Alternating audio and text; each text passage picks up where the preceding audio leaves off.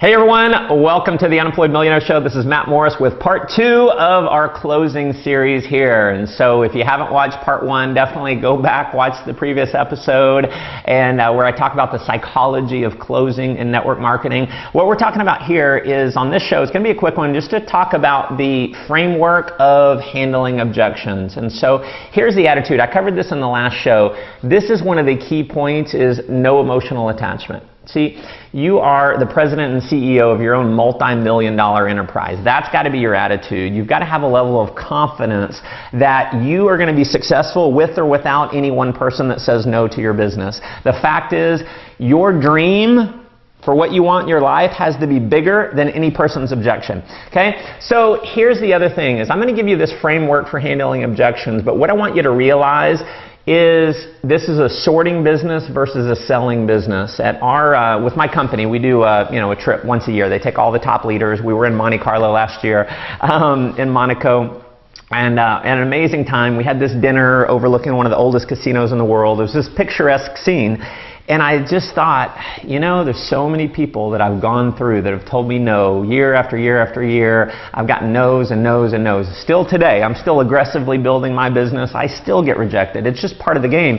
But I thought, I wonder, let me go talk to the other leaders, the top producers in our company. And I started asking them, what was your objection when you saw this opportunity? What was your objection? Was it time, money, spouse? What was the objection? And I went and asked about 10 different leaders, and of all 10, 100%, not one of them had an objection. They said, when I saw it, it clicked and I joined.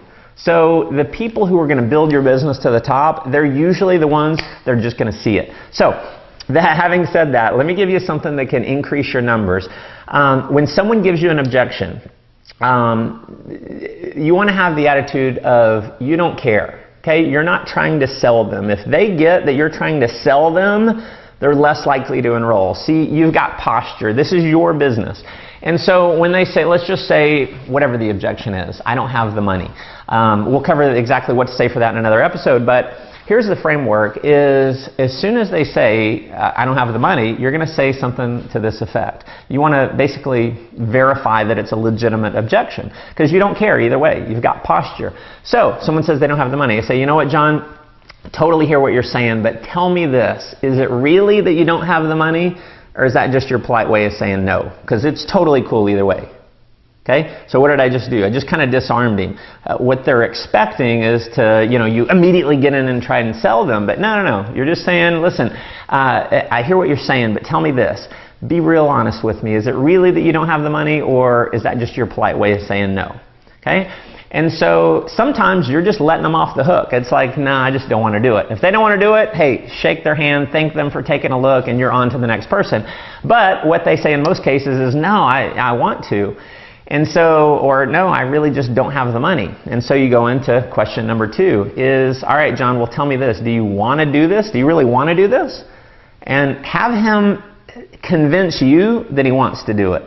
Okay? It's not you convincing him that he needs to do it. It's him now convincing you that he wants to do it. And so he says, yes, I do. And I'm going to go a third time or a second time. Question number 3 is basically saying, are you sure? Are you serious? Do you really want to do it? Okay? So now you've got him selling you 2 different times. He said, yes, I want to do it. So once he has effectively sold you on the fact that he wants to do it, then your only job is to be a consultant. It's now you get in and you help him figure out a way to get started, to come up with the money, to work through whatever it is that's holding him back because he's told you he wants to do it. So your job is now just to help him do it. You want to do what's in his or her best interest. It's not about you getting the sale. It's about you helping that person. And so I just believe if you come from a standpoint of you being a servant leader, you helping someone doing what's in their best interest, not your best interest, that's what causes people to be attracted to you. That's what that is being a true leader. So other things that you can say in overcoming, just kind of a framework. You can use feel, felt, found. It's sales 101. So, they don't have the time. You know what? I know exactly how you feel. I felt the same way. Here's what I found out. And then you tell a story. You tell your perspective on it. that can be very, very effective. Maybe they don't have the money. Maybe that wasn't your issue. But you can say, you know what? I know exactly how you feel. My buddy Mary, my friend Mary, she felt the same way. But here's what she found out, is if she didn't come up with the money, she'd never have any money. So she came up with the money fast. She got started. She made all her money back. Now she's making an extra, you know, however she's doing in the business. And so feel, felt, found can be another great way.